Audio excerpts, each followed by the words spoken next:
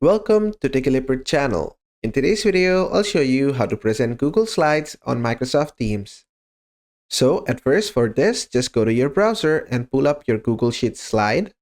And after you're set, what you have to do is just go to Microsoft Teams, then just join a meeting. For an example, I'll just create a meeting right now and join it.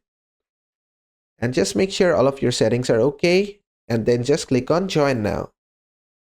And after you have joined the meeting to share your Google Slides, what you have to do is over here, click on Share Content.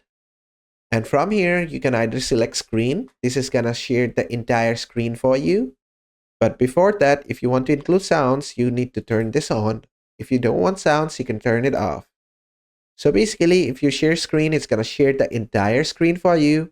And if you share window, it's going to only share the specific window. We're going to use the window for now. Just click on Window. Then just select which you want to share. For example, I want to share this one. This is my Google Slides.